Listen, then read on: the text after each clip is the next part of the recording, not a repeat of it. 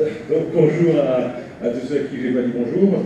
Je m'appelle Richard Zanoli, donc société Novaxi, et je suis importateur pour le matériel Garford.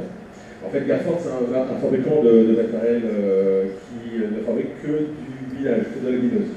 C'est une société qui existe en Angleterre, juste à côté, enfin, au nord de Londres, à côté de Peterborough. Et c'est une société anglaise, familiale, excusez-moi, qui a été ouverte en 1953. Et ils se sont spécialisés dans la vineuse. Donc la vineuse à l'ancienne, comme on la connaît avec le manche à l'époque. Et la génération de Garford en place aujourd'hui a travaillé sur le fait de retirer le siège qu'on avait sur l'arrière de la vineuse pour pouvoir le mettre avec un système informatique. Et ça leur a pris 4 ans d'études entre 1996 et 2000. Avec 3 universités en Angleterre pour pouvoir comprendre ce qui se passait quand on était sur le siège du vineuse avant, l'anticipation, le fait d'analyser avant pour pouvoir guider les vineuses. Et ils sont partis d'une page blanche en prenant du matériel informatique qui n'existait pas, développé pour eux, créant des lignes de code avec une société qui les a aidés pour ça, et en mettant en pratique sur leur connaissance de travail du sol avec leur vineuse. Et en 2000, on sortait notre première vineuse qui vinait des céréales. Donc aujourd'hui, ça devient presque une évidence maintenant et de plus en plus, mais dire qu'on vinait des céréales à 15 cm d'intervalle en 2000, c'est quelque chose qui est un peu particulier. Moi, je connais Garford depuis 2003. Quand en 2003, on faisait des salons et qu'on disait on vine des céréales, la question c'était mais on peut faire. Et maintenant, c'est vrai que c'est vraiment, ça devient évident. Surtout qu'on a maintenant des possibilités de mixer des vineuses qui vont faire des interrants 45 avec des interrants 15 ou des 50 avec des 16-6 et mélanger en plus avec du maïs. Mais on a énormément travaillé là-dessus. Donc c'est à ma connaissance le seul constructeur qui n'a qu'une seule gamme de produits. Donc le bureau d'études est dédié à ça, à travailler sur des outils les plus compacts possibles. Il y a un peu, c'est-à-dire que je n'ai pas de beau slideshow qu'on a fait, j'ai juste 2 vidéos à vous montrer juste après.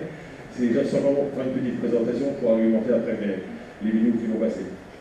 Donc ils ont vraiment travaillé pour avoir des vineuses extrêmement compactes, pour gagner en débit de chantier, maîtriser la précision de profondeur de travail du sol. Et c'est aujourd'hui le seul constructeur, c'est ce que je disais, qui n'est dédié qu'à ça. Un bureau d'études qui travaille sur l'outil de travail du sol, d'autres qui travaillent sur le développement du logiciel et à l'écoute toujours de nos clients.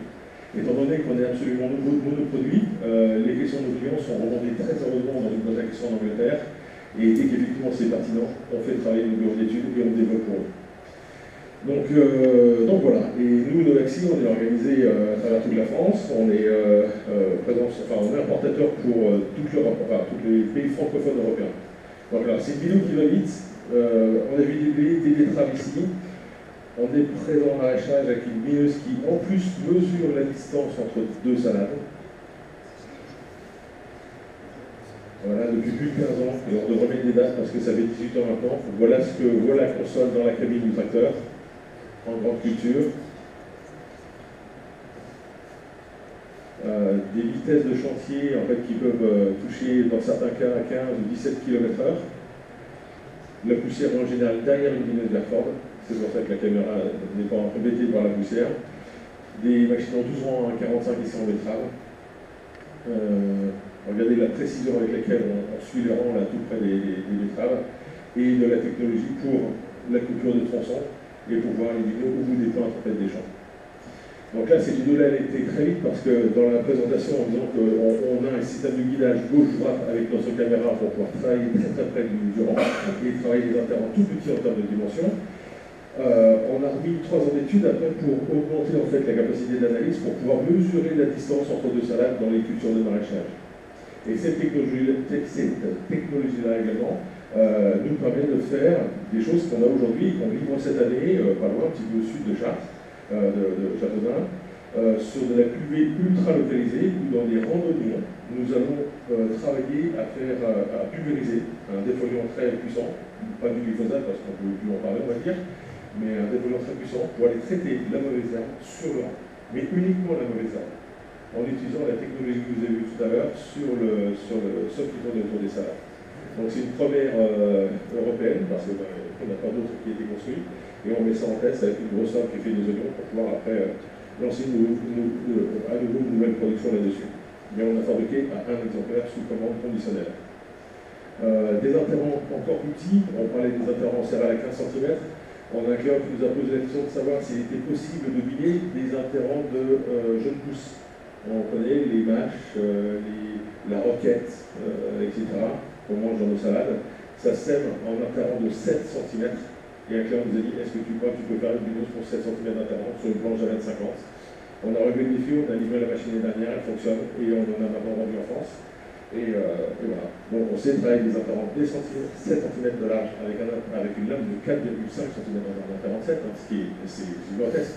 Et surtout, ce n'était pas du tout imaginable il y a encore 2 ans. Et ça permet de... Ah, une belle vidéo avec un tracteur de dernière génération, pas équipé GPS. En fait, grosso modo, là, il y a 4 fois le prix du tracteur sur le mètre arrière. Voilà.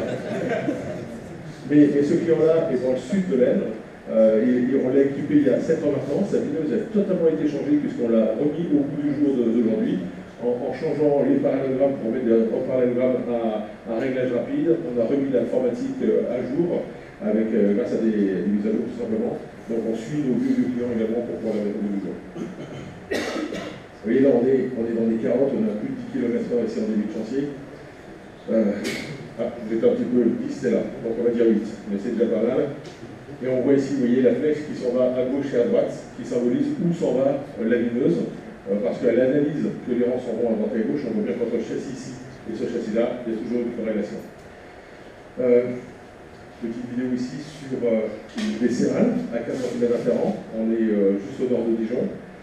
Je cours derrière la vineuse, mais je ne cours pas très longtemps. Donc après, j'ai accroché la caméra sur le cœur royal du tracteur. Ce client-là a des débuts de chantier très importants parce que là, on le voit partir ici. À la fin de la vidéo, on va bien le voir là, sur la caméra qui est derrière ici. Donc vous voyez, on voit la vineuse qui est derrière ici, qui sont là, il y a un point rigide ici. Donc on voit la vineuse qui translate derrière. Là, sur cette vidéo-là, dans le début à 15 cm d'intervalle, on est à 15 km/h. 15 km/h avec une machine de 6 mètres de large, ça fait plus de 40 hectares de minage en 8 heures. Donc c'est énorme en début de chantier. Et c'est vrai que quand on avait dans la tête le minage à deux, à se crier dessus entre la cabine et la personne qui était sur le siège derrière, on n'avait plus de voix dans la cabine, deux, on avait la poussière plein les yeux et du coup de soleil sur le front, alors que là tout se fait totalement automatiquement avec une très grande voilà, tranquille comme il faut. Une vidéo importante parce que là elle est sale. Toutes nos vidéos, elles sont sur des parcelles propres parce que biner, c'est garder un champon. C'est pas aller essayer de s'en sortir alors que c'est absolument sale avec la caméra, risquerait d'être perdu. Là, on est dans une problématique que même la chimie ne sait pas résoudre parce que c'est des repousses de colza il y a 2-3 ans, dont du colza semé cette année. Et là, la seule alternative qu'on puisse avoir, c'est la lame. Donc la caméra est là-haut sur le mât ici, et la vineuse est guidée, et on voit très bien qu'on est extrêmement près. On ralentit nos vidéos pour pouvoir avoir le temps de voir ce qui se passe. On est très très près de notre colza, tout est scalpé. Et là, bien sûr, réchauffage du sol, limitation de capillarité, minéralisation. Il n'y a pas de son, là, mais on entend chanter les colzas.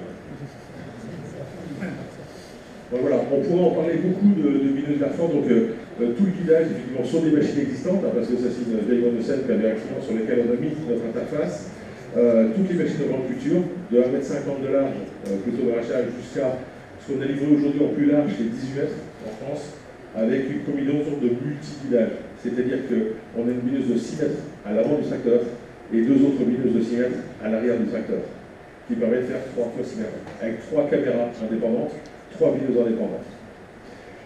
On arrive également sur du guidage d'autres choses, c'est-à-dire que spécifiquement là, sur cette vidéo-là, dans les Landes, ça vous pourrez aller voir sur Wikiagri, pour ceux qui connaissent, ou même sur YouTube, vous allez trouver ça. Ce client a posté cette vidéo-là qui s'appelle le premier tracteur guidé au monde par une caméra en guidage. On a mis une caméra sur le train avant le tracteur, parce que là, dans sa problématique dans les Landes et dans les sables, c'est que la référence au sol n'est pas bonne. Et que le GPS, pour pouvoir faire les tours de ses pivots sur ses maïs, le GPS, il n'arrive pas à tenir le choc. Surtout avec une bineuse de 18 rangs à 80 derrière, en plus. Quand le GPS dit d'aller à droite, les roues baraquent, on n'y va pas encore, et dès qu'on est parti, on croise la ligne. Et on rebraque dans l'autre sens, et on recroise la ligne. Et on n'arrive pas du tout à prendre un cercle comme il le faut. On a placé la caméra Garford sur le train avant, on a repris en main les électrovannes de direction du tracteur, et le tracteur ne bouge pas d'un centimètre dans les rangs de maïs et dans les coins. Et en plus derrière, on guide la bineuse, que vous avez vu même sur les trains de portage de la bineuse. Donc, guidage de tracteur, c'est des choses qu'on sait gérer. Guidage de porte-outils également. On voit que dans le maraîchage, on voit des constructeurs français refaire du porte-outils avec les bineuses en ventrale. C'est bien ce genre de choses-là, parce qu'on fait du binage tout seul en étant assis sur le tracteur et en regardant la bineuse en dessous, mais c'est fatigant, c'est toujours Bibi qui conduit. Alors qu'en mettant la caméra sur le train avant, on reprend la main sur la direction hydraulique du tracteur ou du porte-outil en question, on n'a plus qu'à faire les demi-tours en bout de champ, remettre sur la planche, mettre en automatique, et c'est suivant. Et extrêmement précis. Donc voilà, beaucoup de choses et encore plein à venir dont je ne peux pas encore parler ce soir, mais voilà, on est des spécialistes du binage, on aime ça et on va au bout des choses. J'étais encore, il n'y a pas plus tard que 4 heures, chez un client qui est juste au nord de Blois, avec qui j'ai fait un petit tour de bineuse en 6 mètres à 25 cm d'intérêt et qui vit du relevage de panier également. Donc il y a des bineuses en coin et à quand votre bineuse va faire.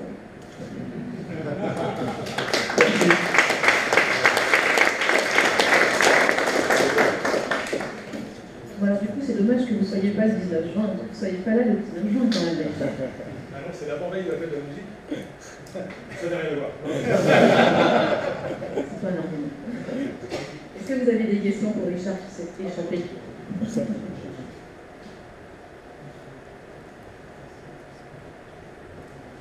Il y a Il faut de l'entretien un petit peu du matériel de guidage optique. Rien du tout. Je ne sais pas si on pourra se remettre sur une photo où on voit la... Pardon. Non, rien du tout. On va essayer de s'arrêter. Voilà.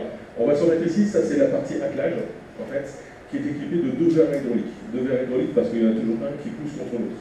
Ce qui permet de livrer un outil qui a 0 jeu aujourd'hui, qui aura 0 jeu dans 10 ans. Parce que le rattrapage se fait toujours par les verres hydrauliques. C'est un attelage qui est très compact et qui est équipé de 2 roulements sur un rail supérieur, 2 roulements sur le rail tout en bas du transateur et 2 autres roulements verticaux à 2 tiers de la hauteur. Ce sont des roulements qui sont à rouleau, qui sont graissés à vie. Le premier transateur livré en France, il est à Beauvais. Alors c'est pas vrai. Il a changé par précaution, il a changé ses vérins en début d'année. Ses roulements en début d'année. Mais jusqu'à encore fin d'année dernière, il avait les roulements de 2003. Et il doit faire 300-400 hectares par an en village. Donc, 0 entretien sur le transateur. La caméra, c'est une caméra. Donc, évidemment, s'il y a de la poussière sur la caméra, il faut nettoyer la caméra. Mais comme on a un retour de ce que filme la caméra dans la cabine, si effectivement il y avait plein de poussière sur la caméra, on ne verra plus d'image. Le système de commande n'est plus commandé. Et à ce moment-là, il faut descendre, mettre un petit coup de chiffon, ou de doigt, quand on a pas de chiffon, et on est parti. Après, l'informatique sur laquelle on a travaillé pour ça, c'est le développement Garford, c'est qu'on n'est pas parti ni sur Windows, ni sur Apple, pourtant c'est quand même assez stable. On est parti sur Linux, et on a un outil qui est juste extrêmement fort. Les seules pannes qu'on ait avec ce genre d'outil-là, c'est la liaison entre la console et le transateur, et le transateur et sa caméra.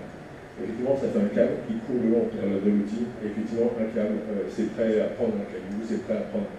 Et dans des choses bêtes, même si on essaie de les protéger au mieux, il y a toujours un peu de coup. Donc attention au câble, mais bon, une fois de plus, quand on s'en occupe, ça va vite, donc s'il avait une panne, on sait intervenir, et surtout les techniciens qui sont au téléphone là pour répondre très tard. Il n'y a pas d'intérêt.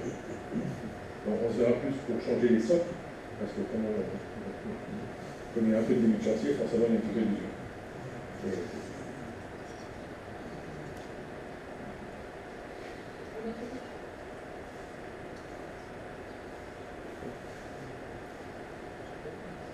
Je suis content qu'on n'ait pas parlé de tarifs, mais on voit ça au petit salon tout ça. Merci beaucoup.